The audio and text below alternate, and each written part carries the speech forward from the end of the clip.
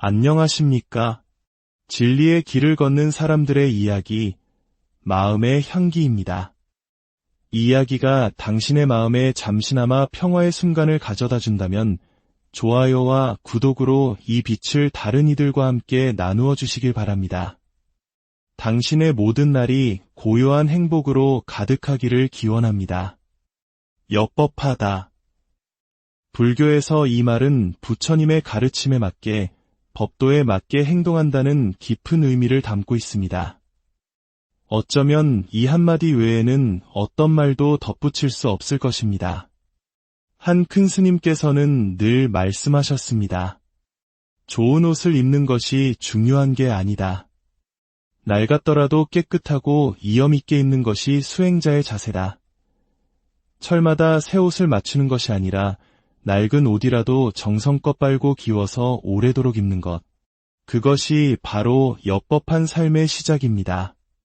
제가 입은 이 누비 두루마기는 맞춘 지 15년이 넘었고 이 조끼는 40년도 더 되었습니다. 40년의 세월. 그 세월 속에서 저는 엽법하게 부처님답게 살기를 소망해왔습니다. 그렇다면 진정 부처답게 산다는 것은 어떤 의미일까요? 오늘 우리는 하루하루 엽법함을 향해 정진하는 스님들의 이야기 속에서 그 의미를 찾아보고자 합니다. 오늘의 무대는 도심 속 고요한 섬, 수원 복령사입니다. 이겼다. 이겼다. 그런데 이게 무슨 소리일까요?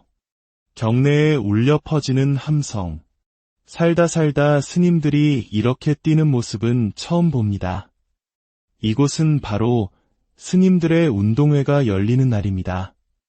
승부욕에 불타는 스님, 응원에 목이 신 스님, 심지어는 점수를 위해 몸을 날려 슬라이딩까지 감행하는 스님도 있습니다. 점수도 잃고 깨끗해야 할 승복마저 더러워졌지만 그 모습이 참으로 인간적이고 정겹습니다. 한어른 스님께서 웃으며 말씀하십니다. 스님들이 매일 앉아서 공부만 하다가 이렇게 몸에 활력을 주는 것은 아주 좋은 일이지. 하지만 이기고 지는 승부에 너무 집착하면 안 돼요. 집착하는 순간 거기서부터 번뇌가 생겨나는 거니까. 세속분들이 보고 오해할까 봐 일부러 일은 아침부터 시작하는 거랍니다. 그래도 뭐든지 시작하면 최선을 다하는 것, 그 활기 넘치는 모습이야말로 우리 스님들의 특징이지요. 1년에 단 한 번 열리는 복령사 체육대회. 우승팀에게는 아주 특별한 선물이 주어집니다. 바로 소임 프리티켓입니다. 복령사는 스님들의 학교이자 생활 공간입니다. 이곳의 모든 살림은 학인 스님들이 소임이라는 이름의 역할을 나누어 맡고 있습니다. 예를 들어 강당 청소 소임을 맡은 스님이 있다면 오늘 운동회에서 진 팀이 그를 대신해 강당 청소를 해주는 것입니다. 고된 운동 후에 받는 이 티켓은 그야말로 꿀맛 같은 휴식이겠지요. 운동회의 활기찬 기운이 가라앉은 경내. 이제 다시 고요한 정진의 시간이 찾아옵니다. 이곳 복령사는 배우는 단계에 있는 사민이 스님들의 전문 강원, 즉 승가대학입니다. 스님들의 옷깃과 소매에 둘러진 갈색띠는 아직 배우는 학생임을 나타내는 표식입니다. 출가는 하였으되 아직 완전한 비구니가 아닌 스님을 사민이라 부릅니다. 이들은 이곳에서 4년의 시간 동안 부처님이 남기신 말씀과 실천 규범을 익히며 깨달음을 향한 긴 여정을 시작합니다. 수업 시작 10분 전 대부분의 학인 스님들은 이미 자리에 앉아 조용히 마음을 가라앉힙니다. 경전을 읽거나 남은 과제를 하거나 혹은 잠시 명상에 듭니다. 승가대학 1학년 덕인 스님. 덕덕자에 들보인 자를 쓰는 그 이름에는 부처님의 법을 떠받드는 대들보가 되어라는 큰 스님의 깊은 뜻이 담겨 있습니다. 이곳의 규칙은 엄격합니다. 공부방인 금방에서는 눕거나 먹거나 타인의 눈살을 찌푸리게 하는 어떤 행동도 금지됩니다. 50분 동안 꼼짝 않고 공부하고 정확히 10분간 휴식합니다. 마치 대학 입시를 준비하는 고3수험생들의 교실처럼 모든 것이 정해진 시간표에 따라 1분 1초까지 정확하게 움직입니다. 화장실 가는 것도 정해진 시간이 있나요?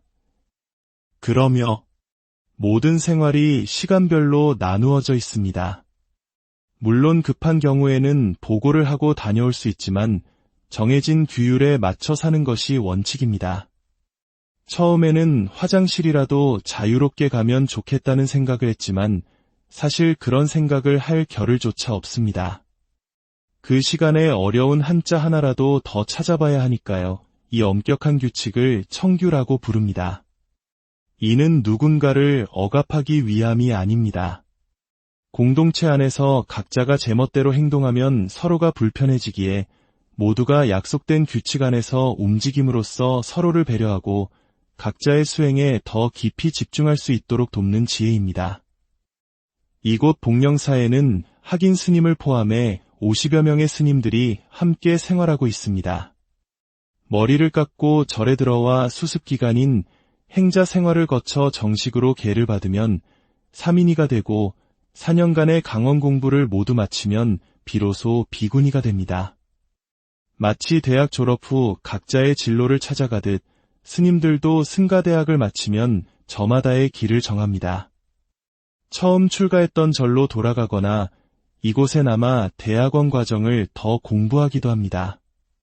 한 스님은 이렇게 말합니다.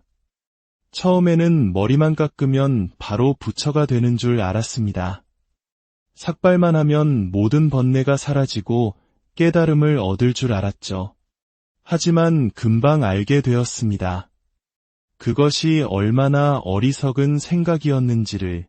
부처가 되기 위해서는 결국 끊임없이 공부하고 정진하는 수밖에 없다는 것을요. 스님들의 생활 공간인 큰방. 이곳은 1, 2, 3학년 스님들이 함께 공부하고 잠자는 공간입니다. 저쪽 자리에 앉아있던 1학년이 2년을 더 정진해야 비로소 이쪽 자리로 옮겨올 수 있습니다. 3학년이 되는 데만 3년이라는 긴 시간이 걸리는데 부처님께 가는 길은 얼마나 더 멀고 험난하겠습니까? 이 젊은 스님들은 왜 부처의 제자가 되기로 결심했을까요?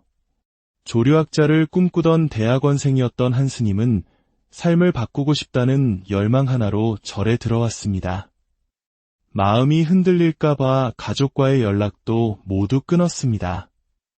나중에야 은사 스님을 통해 소식을 전해 들은 어머니는 이렇게 말씀하셨다고 합니다. 벌써요. 어머니는 이미 딸의 깊은 고뇌와 몸부림을 모두 알고 계셨던 겁니다.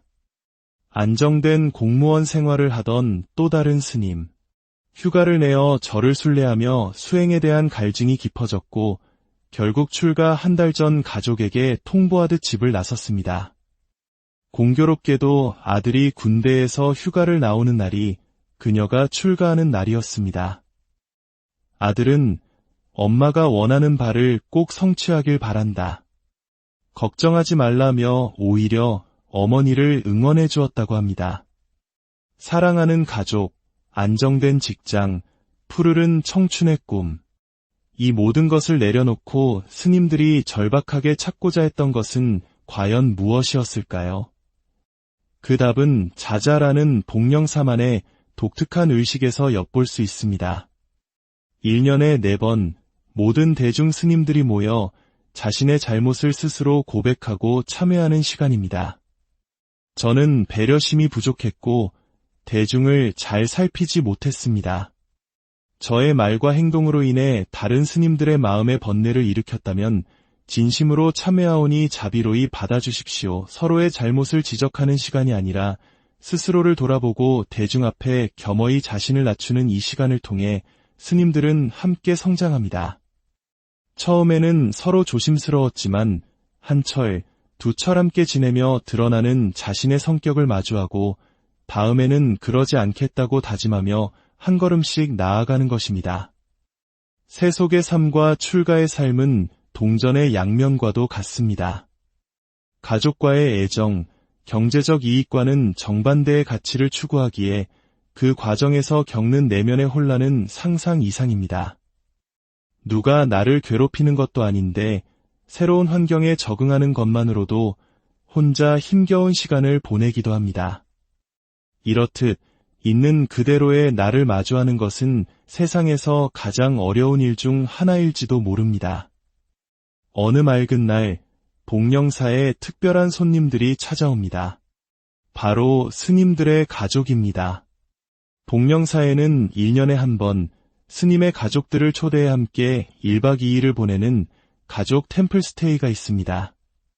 한어른 스님이 가족들에게 말합니다.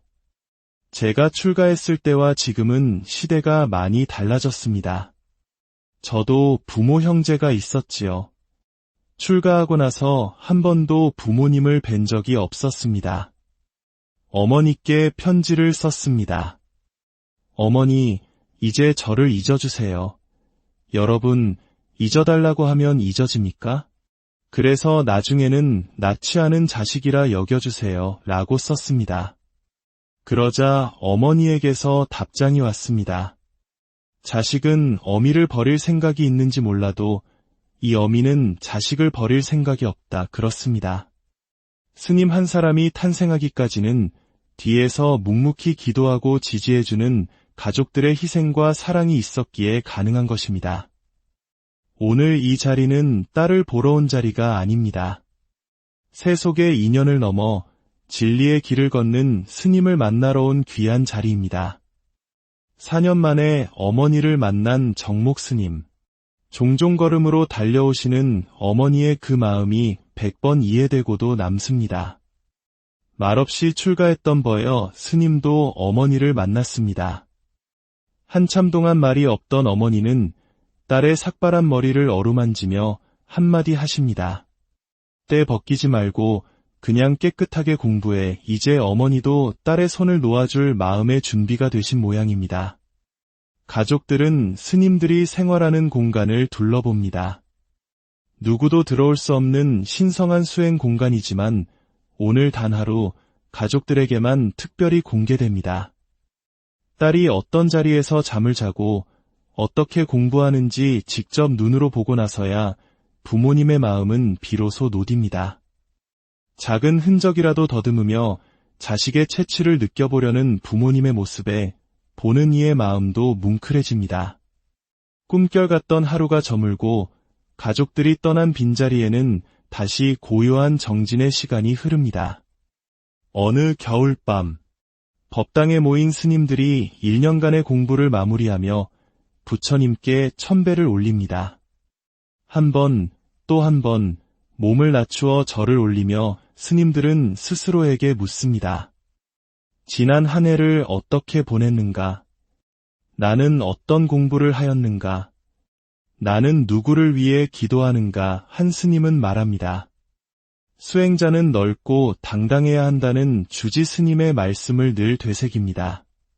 스님의 길은 끝이 없습니다. 지금도 과정이고 졸업을 해도 과정일 겁니다.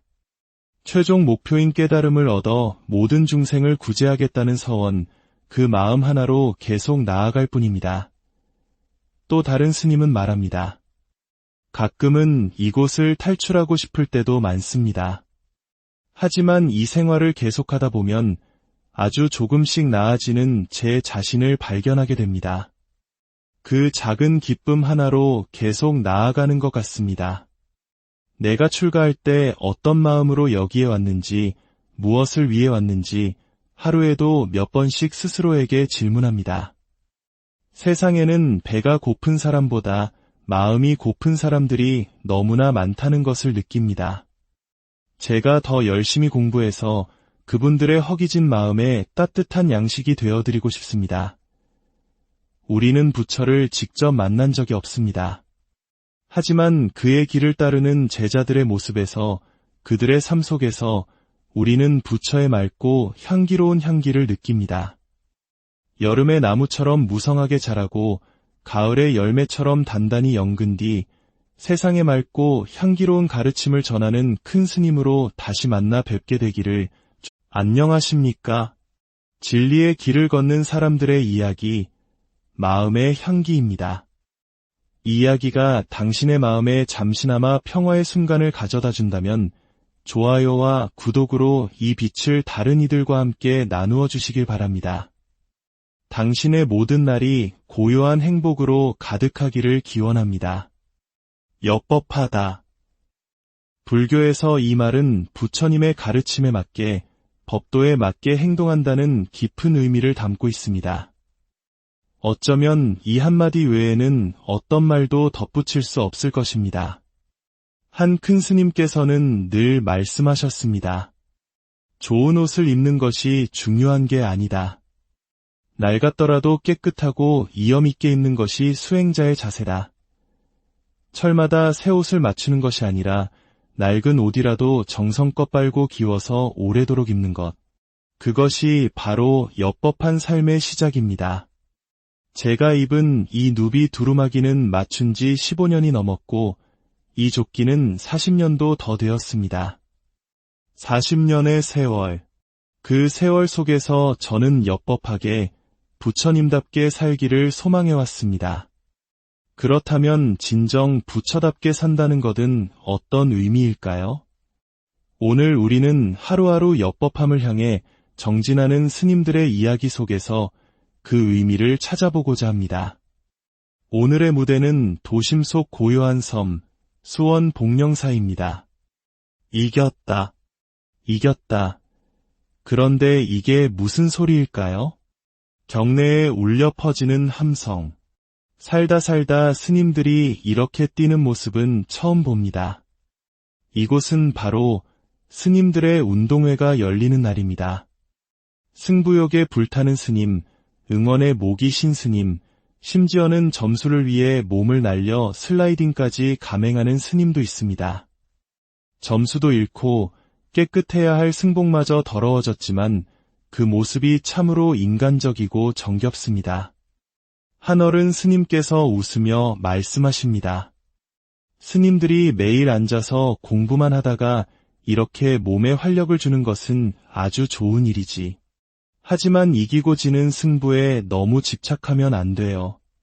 집착하는 순간 거기서부터 번뇌가 생겨나는 거니까. 세속분들이 보고 오해할까 봐 일부러 일은 아침부터 시작하는 거랍니다. 그래도 뭐든지 시작하면 최선을 다하는 것, 그 활기 넘치는 모습이야말로 우리 스님들의 특징이지요. 1년에 단 한 번 열리는 복령사 체육대회. 우승팀에게는 아주 특별한 선물이 주어집니다. 바로 소임 프리티켓입니다. 복령사는 스님들의 학교이자 생활 공간입니다. 이곳의 모든 살림은 학인 스님들이 소임이라는 이름의 역할을 나누어 맡고 있습니다. 예를 들어 강당 청소 소임을 맡은 스님이 있다면 오늘 운동회에서 진 팀이 그를 대신해 강당 청소를 해주는 것입니다. 고된 운동 후에 받는 이 티켓은 그야말로 꿀맛 같은 휴식이겠지요. 운동회의 활기찬 기운이 가라앉은 경내. 이제 다시 고요한 정진의 시간이 찾아옵니다. 이곳 복령사는 배우는 단계에 있는 사민이 스님들의 전문 강원, 즉 승가대학입니다.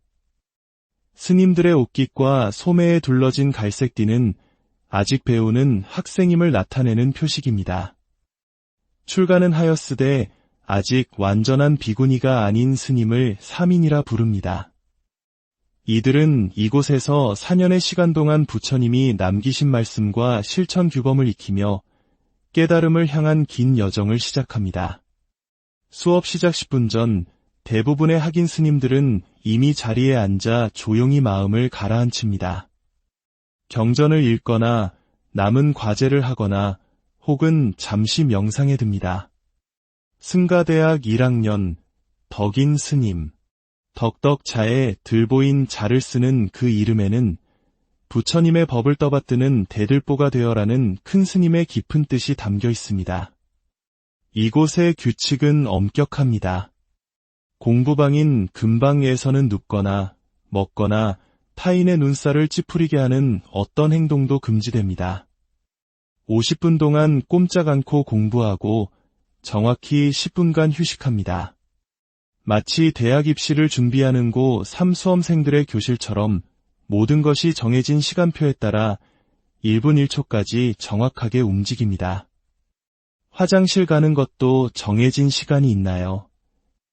그러며 모든 생활이 시간별로 나누어져 있습니다. 물론 급한 경우에는 보고를 하고 다녀올 수 있지만 정해진 규율에 맞춰 사는 것이 원칙입니다. 처음에는 화장실이라도 자유롭게 가면 좋겠다는 생각을 했지만 사실 그런 생각을 할 겨를조차 없습니다.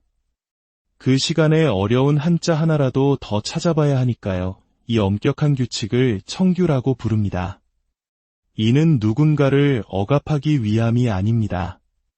공동체 안에서 각자가 제멋대로 행동하면 서로가 불편해지기에 모두가 약속된 규칙 안에서 움직임으로써 서로를 배려하고 각자의 수행에 더 깊이 집중할 수 있도록 돕는 지혜입니다.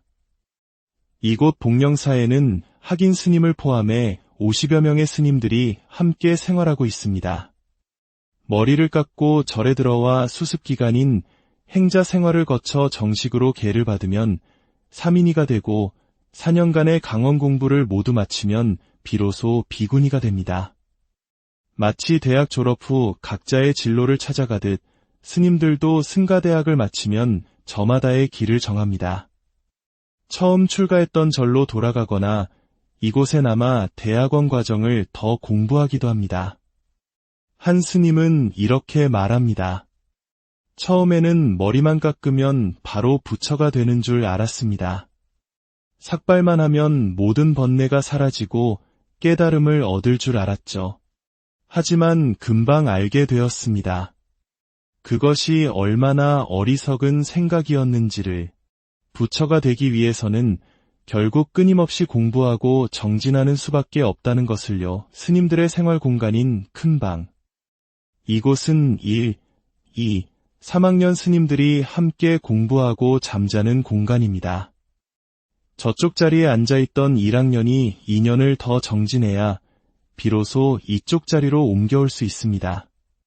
3학년이 되는 데만 3년이라는 긴 시간이 걸리는데 부처님께 가는 길은 얼마나 더 멀고 험난하겠습니까? 이 젊은 스님들은 왜 부처의 제자가 되기로 결심했을까요? 조류학자를 꿈꾸던 대학원생이었던 한 스님은 삶을 바꾸고 싶다는 열망 하나로 절에 들어왔습니다. 마음이 흔들릴까봐 가족과의 연락도 모두 끊었습니다. 나중에야 은사 스님을 통해 소식을 전해 들은 어머니는 이렇게 말씀하셨다고 합니다. 벌써요. 어머니는 이미 딸의 깊은 고뇌와 몸부림을 모두 알고 계셨던 겁니다. 안정된 공무원 생활을 하던 또 다른 스님. 휴가를 내어 절을 순례하며 수행에 대한 갈증이 깊어졌고 결국 출가 한 달 전 가족에게 통보하듯 집을 나섰습니다. 공교롭게도 아들이 군대에서 휴가를 나오는 날이 그녀가 출가하는 날이었습니다. 아들은 엄마가 원하는 바를 꼭 성취하길 바란다. 걱정하지 말라며 오히려 어머니를 응원해 주었다고 합니다.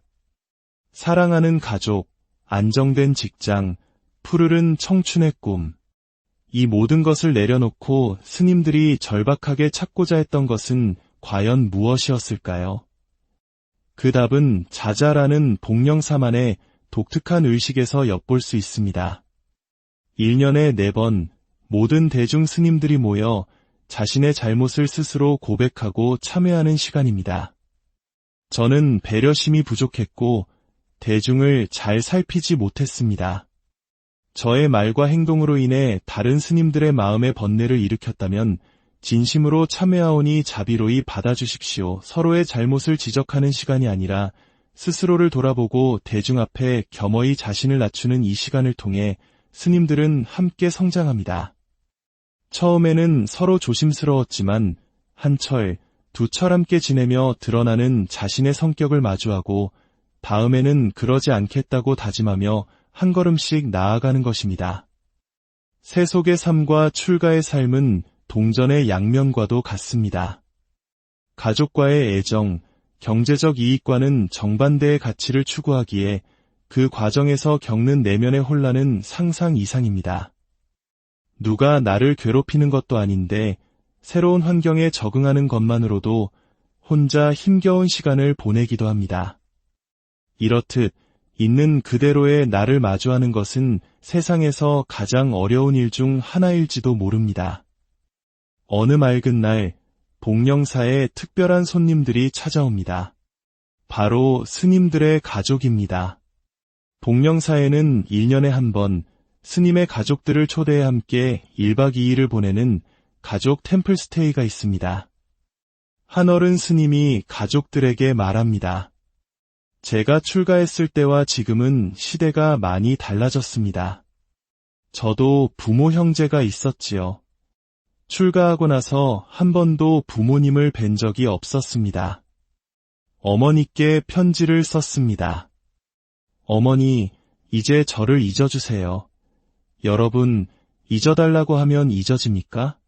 그래서 나중에는 낳지 않은 자식이라 여겨주세요. 라고 썼습니다. 그러자 어머니에게서 답장이 왔습니다. 자식은 어미를 버릴 생각이 있는지 몰라도 이 어미는 자식을 버릴 생각이 없다. 그렇습니다. 스님 한 사람이 탄생하기까지는 뒤에서 묵묵히 기도하고 지지해주는 가족들의 희생과 사랑이 있었기에 가능한 것입니다. 오늘 이 자리는 딸을 보러 온 자리가 아닙니다. 세속의 인연을 넘어 진리의 길을 걷는 스님을 만나러 온 귀한 자리입니다.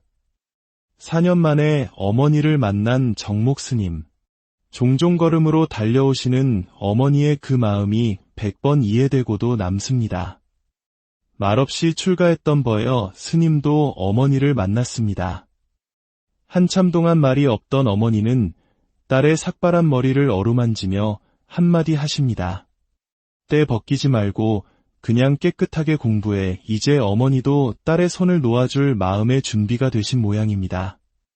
가족들은 스님들이 생활하는 공간을 둘러봅니다. 누구도 들어올 수 없는 신성한 수행 공간이지만 오늘 단 하루 가족들에게만 특별히 공개됩니다. 딸이 어떤 자리에서 잠을 자고 어떻게 공부하는지 직접 눈으로 보고 나서야 부모님의 마음은 비로소 놓입니다. 작은 흔적이라도 더듬으며 자식의 채취를 느껴보려는 부모님의 모습에 보는 이의 마음도 뭉클해집니다. 꿈결 같던 하루가 저물고 가족들이 떠난 빈자리에는 다시 고요한 정진의 시간이 흐릅니다. 어느 겨울밤, 법당에 모인 스님들이 1년간의 공부를 마무리하며 부처님께 천배를 올립니다. 한 번, 또 한 번 몸을 낮추어 절을 올리며 스님들은 스스로에게 묻습니다. 지난 한 해를 어떻게 보냈는가? 나는 어떤 공부를 하였는가? 나는 누구를 위해 기도하는가? 한 스님은 말합니다. 수행자는 넓고 당당해야 한다는 주지 스님의 말씀을 늘 되새깁니다. 스님의 길은 끝이 없습니다. 지금도 과정이고 졸업을 해도 과정일 겁니다. 최종 목표인 깨달음을 얻어 모든 중생을 구제하겠다는 서원, 그 마음 하나로 계속 나아갈 뿐입니다. 또 다른 스님은 말합니다. 가끔은 이곳을 탈출하고 싶을 때도 많습니다. 하지만 이 생활을 계속하다 보면 아주 조금씩 나아지는 제 자신을 발견하게 됩니다. 그 작은 기쁨 하나로 계속 나아가는 것 같습니다. 내가 출가할 때 어떤 마음으로 여기에 왔는지, 무엇을 위해 왔는지 하루에도 몇 번씩 스스로에게 질문합니다. 세상에는 배가 고픈 사람보다 마음이 고픈 사람들이 너무나 많다는 것을 느낍니다. 제가 더 열심히 공부해서 그분들의 허기진 마음에 따뜻한 양식이 되어드리고 싶습니다. 우리는 부처를 직접 만난 적이 없습니다. 하지만 그의 길을 따르는 제자들의 모습에서, 그들의 삶 속에서 우리는 부처의 맑고 향기로운 향기를 느낍니다. 여름의 나무처럼 무성하게 자라고 가을의 열매처럼 단단히 연근 뒤 세상에 맑고 향기로운 가르침을 전하는 큰 스님으로 다시 만나 뵙게 되기를. 안녕하십니까? 진리의 길을 걷는 사람들의 이야기, 마음의 향기입니다. 이 이야기가 당신의 마음에 잠시나마 평화의 순간을 가져다 준다면 좋아요와 구독으로 이 빛을 다른 이들과 함께 나누어 주시길 바랍니다. 당신의 모든 날이 고요한 행복으로 가득하기를 기원합니다. 엽법하다.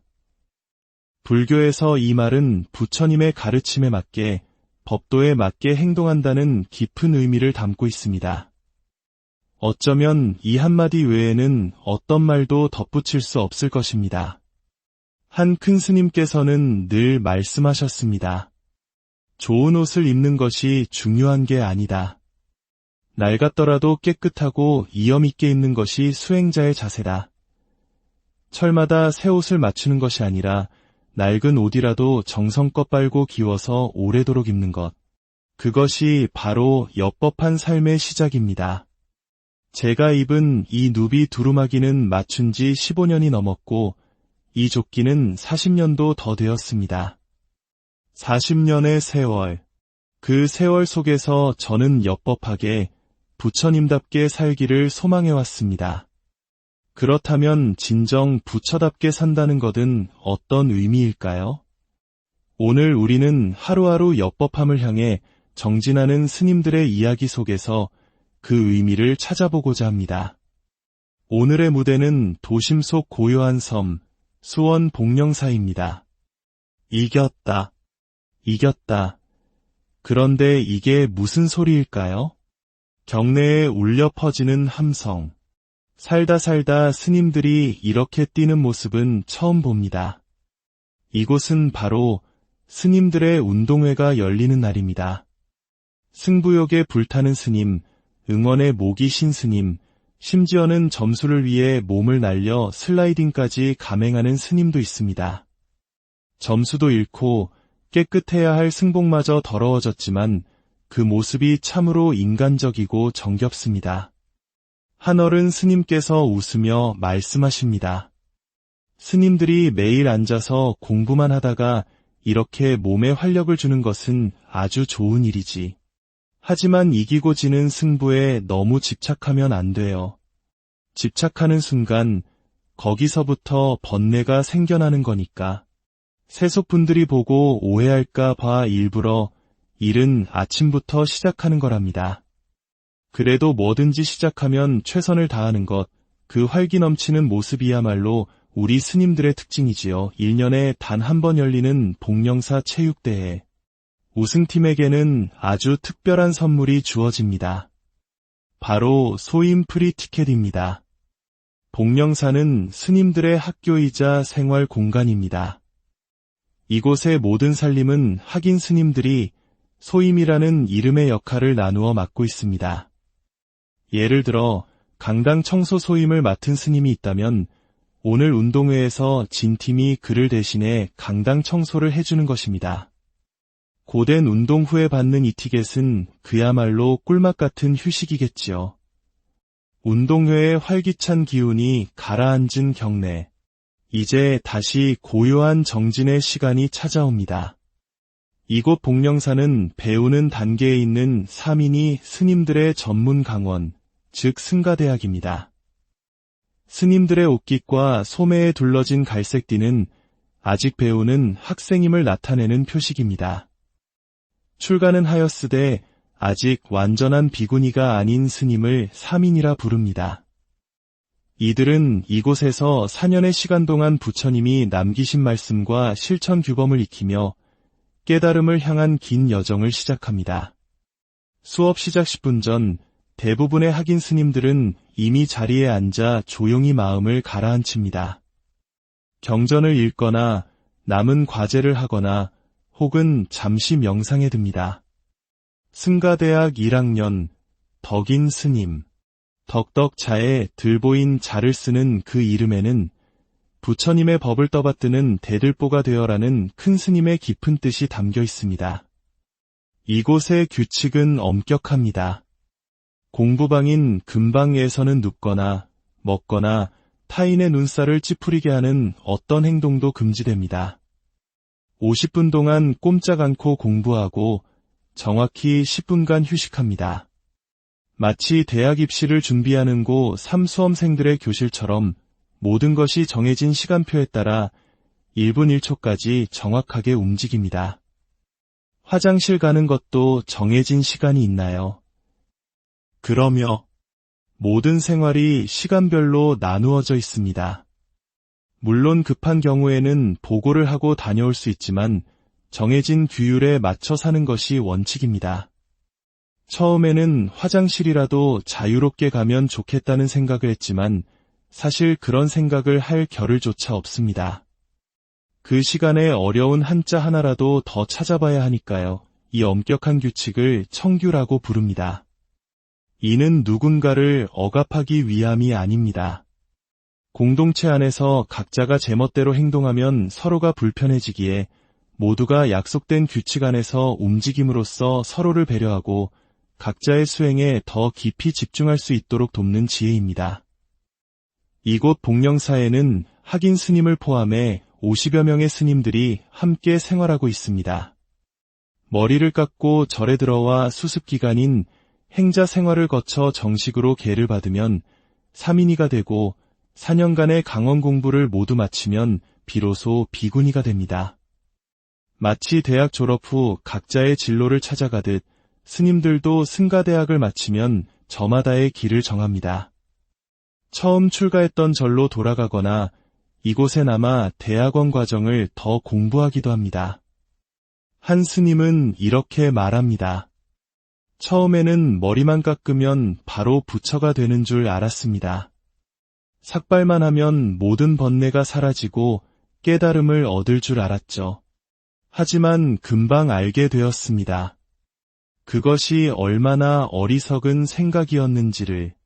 부처가 되기 위해서는 결국 끊임없이 공부하고 정진하는 수밖에 없다는 것을요. 스님들의 생활 공간인 큰방.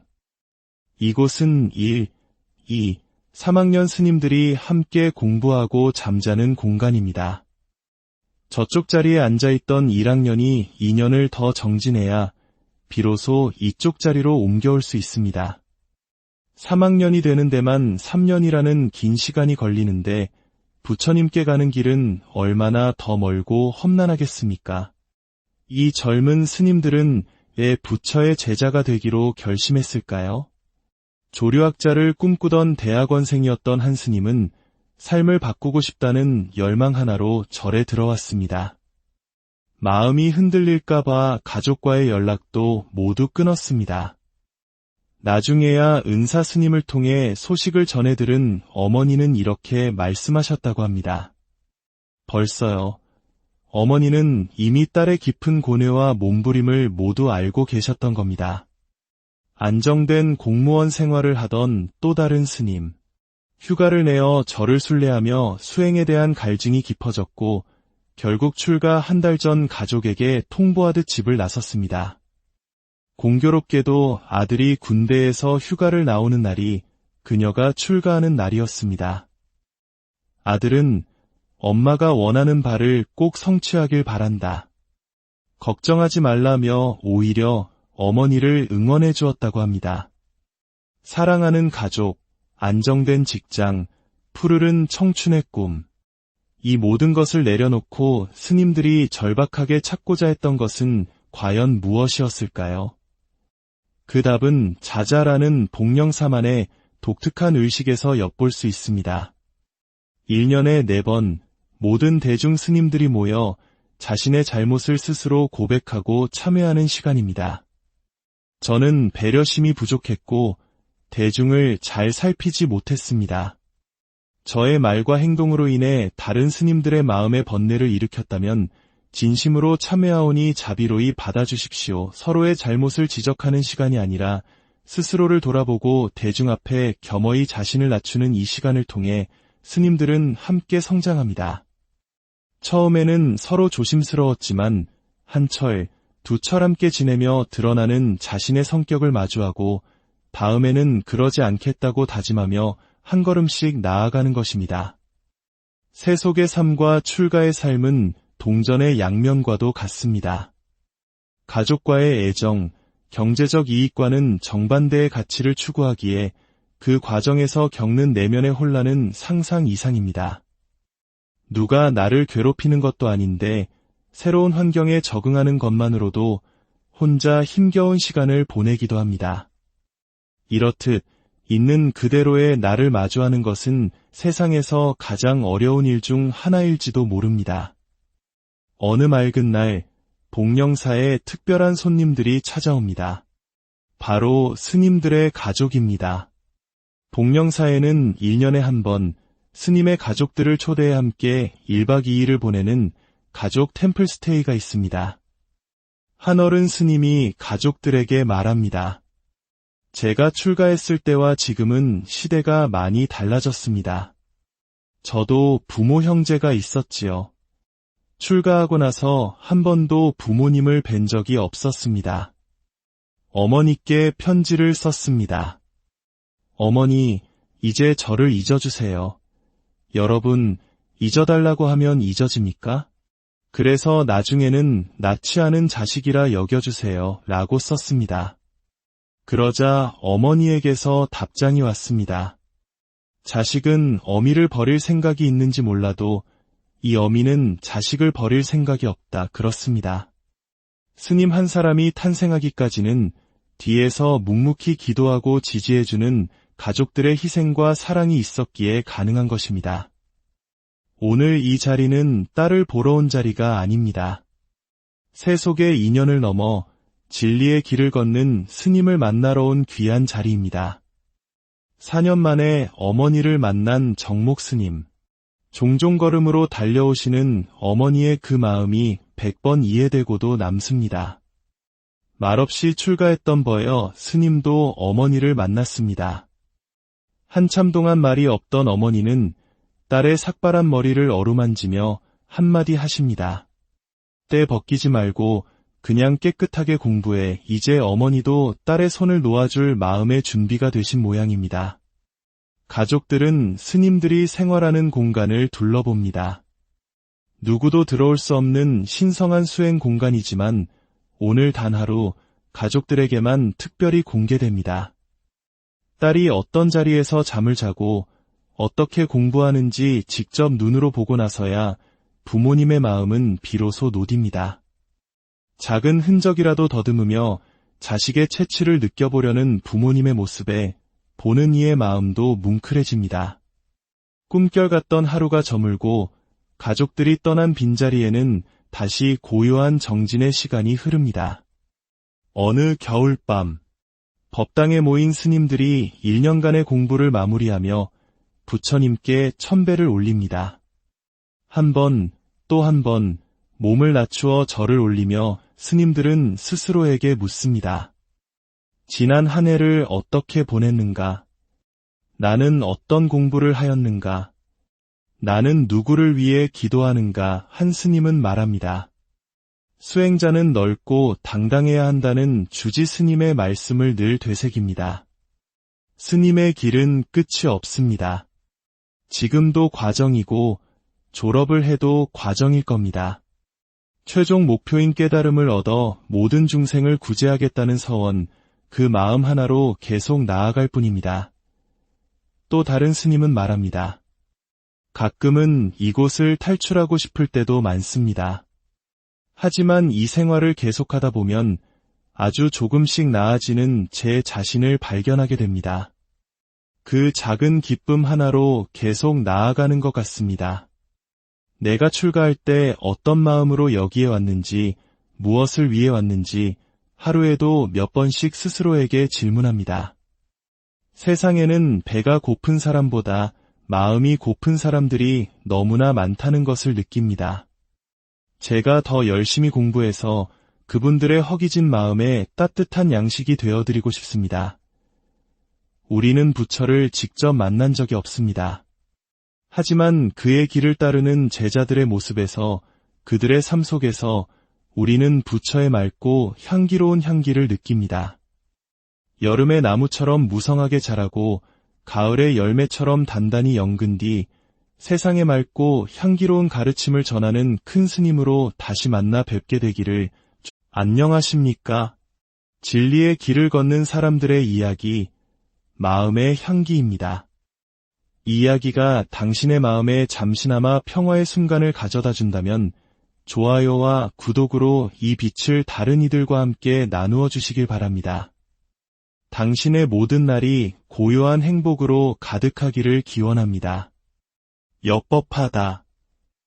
불교에서 이 말은 부처님의 가르침에 맞게 법도에 맞게 행동한다는 깊은 의미를 담고 있습니다.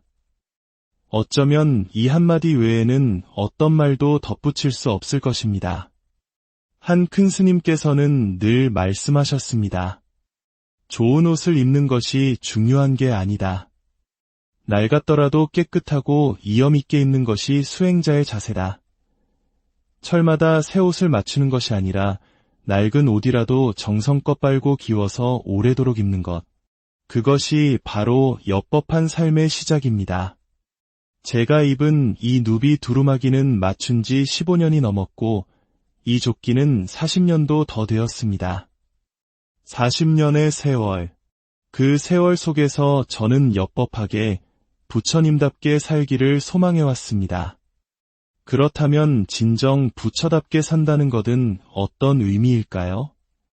오늘 우리는 하루하루 엽법함을 향해 정진하는 스님들의 이야기 속에서 그 의미를 찾아보고자 합니다. 오늘의 무대는 도심 속 고요한 섬, 수원 복령사입니다. 이겼다. 이겼다. 그런데 이게 무슨 소리일까요? 경내에 울려 퍼지는 함성. 살다 살다 스님들이 이렇게 뛰는 모습은 처음 봅니다. 이곳은 바로 스님들의 운동회가 열리는 날입니다. 승부욕에 불타는 스님, 응원에 목이 신 스님, 심지어는 점수를 위해 몸을 날려 슬라이딩까지 감행하는 스님도 있습니다. 점수도 잃고 깨끗해야 할 승복마저 더러워졌지만 그 모습이 참으로 인간적이고 정겹습니다. 한어른 스님께서 웃으며 말씀하십니다. 스님들이 매일 앉아서 공부만 하다가 이렇게 몸에 활력을 주는 것은 아주 좋은 일이지. 하지만 이기고 지는 승부에 너무 집착하면 안 돼요. 집착하는 순간 거기서부터 번뇌가 생겨나는 거니까. 세속분들이 보고 오해할까 봐 일부러 일은 아침부터 시작하는 거랍니다. 그래도 뭐든지 시작하면 최선을 다하는 것, 그 활기 넘치는 모습이야말로 우리 스님들의 특징이지요. 1년에 단 한 번 열리는 복령사 체육대회. 우승팀에게는 아주 특별한 선물이 주어집니다. 바로 소임 프리티켓입니다. 복령사는 스님들의 학교이자 생활 공간입니다. 이곳의 모든 살림은 학인 스님들이 소임이라는 이름의 역할을 나누어 맡고 있습니다. 예를 들어 강당 청소 소임을 맡은 스님이 있다면 오늘 운동회에서 진 팀이 그를 대신해 강당 청소를 해주는 것입니다. 고된 운동 후에 받는 이 티켓은 그야말로 꿀맛 같은 휴식이겠지요. 운동회의 활기찬 기운이 가라앉은 경내. 이제 다시 고요한 정진의 시간이 찾아옵니다. 이곳 복령사는 배우는 단계에 있는 사민이 스님들의 전문 강원, 즉 승가대학입니다. 스님들의 옷깃과 소매에 둘러진 갈색띠는 아직 배우는 학생임을 나타내는 표식입니다. 출가는 하였으되 아직 완전한 비구니가 아닌 스님을 사민이라 부릅니다. 이들은 이곳에서 4년의 시간 동안 부처님이 남기신 말씀과 실천 규범을 익히며 깨달음을 향한 긴 여정을 시작합니다. 수업 시작 10분 전 대부분의 학인 스님들은 이미 자리에 앉아 조용히 마음을 가라앉힙니다. 경전을 읽거나 남은 과제를 하거나 혹은 잠시 명상에 듭니다. 승가대학 1학년 덕인 스님. 덕덕자에 들보인 자를 쓰는 그 이름에는 부처님의 법을 떠받드는 대들보가 되어라는 큰 스님의 깊은 뜻이 담겨 있습니다. 이곳의 규칙은 엄격합니다. 공부방인 금방에서는 눕거나 먹거나 타인의 눈살을 찌푸리게 하는 어떤 행동도 금지됩니다. 50분 동안 꼼짝 않고 공부하고 정확히 10분간 휴식합니다. 마치 대학 입시를 준비하는 고 3수험생들의 교실처럼 모든 것이 정해진 시간표에 따라 1분 1초까지 정확하게 움직입니다. 화장실 가는 것도 정해진 시간이 있나요? 그러며 모든 생활이 시간별로 나누어져 있습니다. 물론 급한 경우에는 보고를 하고 다녀올 수 있지만 정해진 규율에 맞춰 사는 것이 원칙입니다. 처음에는 화장실이라도 자유롭게 가면 좋겠다는 생각을 했지만 사실 그런 생각을 할 겨를조차 없습니다. 그 시간에 어려운 한자 하나라도 더 찾아봐야 하니까요. 이 엄격한 규칙을 청규라고 부릅니다. 이는 누군가를 억압하기 위함이 아닙니다.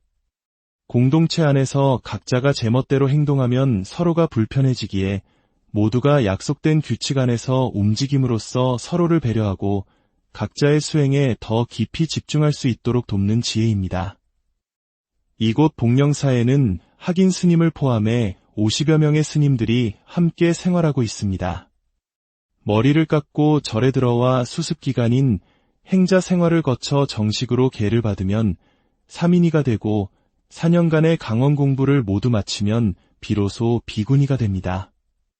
마치 대학 졸업 후 각자의 진로를 찾아가듯 스님들도 승가대학을 마치면 저마다의 길을 정합니다. 처음 출가했던 절로 돌아가거나 이곳에 남아 대학원 과정을 더 공부하기도 합니다. 한 스님은 이렇게 말합니다. 처음에는 머리만 깎으면 바로 부처가 되는 줄 알았습니다. 삭발만 하면 모든 번뇌가 사라지고 깨달음을 얻을 줄 알았죠. 하지만 금방 알게 되었습니다. 그것이 얼마나 어리석은 생각이었는지를. 부처가 되기 위해서는 결국 끊임없이 공부하고 정진하는 수밖에 없다는 것을요. 스님들의 생활 공간인 큰방. 이곳은 1, 2, 3학년 스님들이 함께 공부하고 잠자는 공간입니다. 저쪽 자리에 앉아있던 1학년이 2년을 더 정진해야 비로소 이쪽 자리로 옮겨올 수 있습니다. 3학년이 되는 데만 3년이라는 긴 시간이 걸리는데 부처님께 가는 길은 얼마나 더 멀고 험난하겠습니까? 이 젊은 스님들은 왜 부처의 제자가 되기로 결심했을까요? 조류학자를 꿈꾸던 대학원생이었던 한 스님은 삶을 바꾸고 싶다는 열망 하나로 절에 들어왔습니다. 마음이 흔들릴까봐 가족과의 연락도 모두 끊었습니다. 나중에야 은사 스님을 통해 소식을 전해 들은 어머니는 이렇게 말씀하셨다고 합니다. 벌써요. 어머니는 이미 딸의 깊은 고뇌와 몸부림을 모두 알고 계셨던 겁니다. 안정된 공무원 생활을 하던 또 다른 스님. 휴가를 내어 절을 순례하며 수행에 대한 갈증이 깊어졌고 결국 출가 한 달 전 가족에게 통보하듯 집을 나섰습니다. 공교롭게도 아들이 군대에서 휴가를 나오는 날이 그녀가 출가하는 날이었습니다. 아들은 엄마가 원하는 바를 꼭 성취하길 바란다. 걱정하지 말라며 오히려 어머니를 응원해 주었다고 합니다. 사랑하는 가족, 안정된 직장, 푸르른 청춘의 꿈. 이 모든 것을 내려놓고 스님들이 절박하게 찾고자 했던 것은 과연 무엇이었을까요? 그 답은 자자라는 복령사만의 독특한 의식에서 엿볼 수 있습니다. 1년에 4번 모든 대중 스님들이 모여 자신의 잘못을 스스로 고백하고 참회하는 시간입니다. 저는 배려심이 부족했고 대중을 잘 살피지 못했습니다. 저의 말과 행동으로 인해 다른 스님들의 마음에 번뇌를 일으켰다면 진심으로 참회하오니 자비로이 받아주십시오. 서로의 잘못을 지적하는 시간이 아니라 스스로를 돌아보고 대중 앞에 겸허히 자신을 낮추는 이 시간을 통해 스님들은 함께 성장합니다. 처음에는 서로 조심스러웠지만 한 철, 두 철 함께 지내며 드러나는 자신의 성격을 마주하고 다음에는 그러지 않겠다고 다짐하며 한 걸음씩 나아가는 것입니다. 세속의 삶과 출가의 삶은 동전의 양면과도 같습니다. 가족과의 애정, 경제적 이익과는 정반대의 가치를 추구하기에 그 과정에서 겪는 내면의 혼란은 상상 이상입니다. 누가 나를 괴롭히는 것도 아닌데 새로운 환경에 적응하는 것만으로도 혼자 힘겨운 시간을 보내기도 합니다. 이렇듯 있는 그대로의 나를 마주하는 것은 세상에서 가장 어려운 일 중 하나일지도 모릅니다. 어느 맑은 날 복령사에 특별한 손님들이 찾아옵니다. 바로 스님들의 가족입니다. 복령사에는 1년에 한 번 스님의 가족들을 초대해 함께 1박 2일을 보내는 가족 템플스테이가 있습니다. 한어른 스님이 가족들에게 말합니다. 제가 출가했을 때와 지금은 시대가 많이 달라졌습니다. 저도 부모 형제가 있었지요. 출가하고 나서 한 번도 부모님을 뵌 적이 없었습니다. 어머니께 편지를 썼습니다. 어머니, 이제 저를 잊어주세요. 여러분, 잊어달라고 하면 잊어집니까? 그래서 나중에는 낳지 않은 자식이라 여겨주세요. 라고 썼습니다. 그러자 어머니에게서 답장이 왔습니다.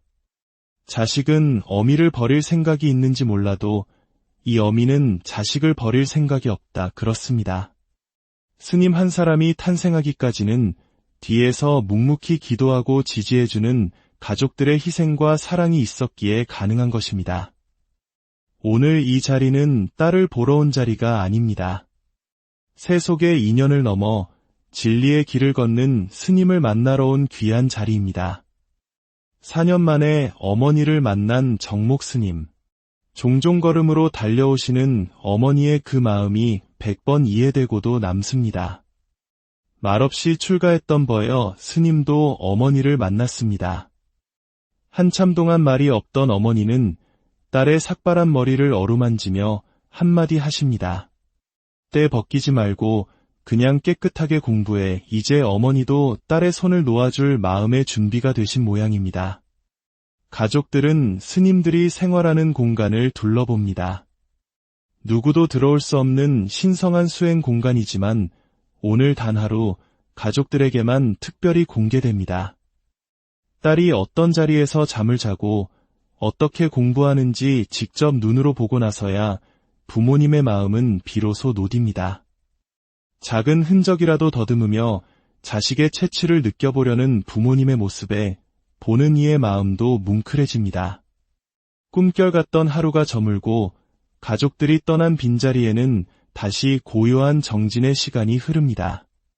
어느 겨울밤, 법당에 모인 스님들이 1년간의 공부를 마무리하며 부처님께 천배를 올립니다. 한 번, 또 한 번 몸을 낮추어 절을 올리며 스님들은 스스로에게 묻습니다. 지난 한 해를 어떻게 보냈는가? 나는 어떤 공부를 하였는가? 나는 누구를 위해 기도하는가? 한 스님은 말합니다. 수행자는 넓고 당당해야 한다는 주지 스님의 말씀을 늘 되새깁니다. 스님의 길은 끝이 없습니다. 지금도 과정이고 졸업을 해도 과정일 겁니다. 최종 목표인 깨달음을 얻어 모든 중생을 구제하겠다는 서원, 그 마음 하나로 계속 나아갈 뿐입니다. 또 다른 스님은 말합니다. 가끔은 이곳을 탈출하고 싶을 때도 많습니다. 하지만 이 생활을 계속하다 보면 아주 조금씩 나아지는 제 자신을 발견하게 됩니다. 그 작은 기쁨 하나로 계속 나아가는 것 같습니다. 내가 출가할 때 어떤 마음으로 여기에 왔는지, 무엇을 위해 왔는지 하루에도 몇 번씩 스스로에게 질문합니다. 세상에는 배가 고픈 사람보다 마음이 고픈 사람들이 너무나 많다는 것을 느낍니다. 제가 더 열심히 공부해서 그분들의 허기진 마음에 따뜻한 양식이 되어드리고 싶습니다. 우리는 부처를 직접 만난 적이 없습니다. 하지만 그의 길을 따르는 제자들의 모습에서, 그들의 삶 속에서 우리는 부처의 맑고 향기로운 향기를 느낍니다. 여름의 나무처럼 무성하게 자라고 가을의 열매처럼 단단히 연근 뒤 세상에 맑고 향기로운 가르침을 전하는 큰 스님으로 다시 만나 뵙게 되기를. 안녕하십니까? 진리의 길을 걷는 사람들의 이야기, 마음의 향기입니다. 이 이야기가 당신의 마음에 잠시나마 평화의 순간을 가져다 준다면 좋아요와 구독으로 이 빛을 다른 이들과 함께 나누어 주시길 바랍니다. 당신의 모든 날이 고요한 행복으로 가득하기를 기원합니다. 엽법하다.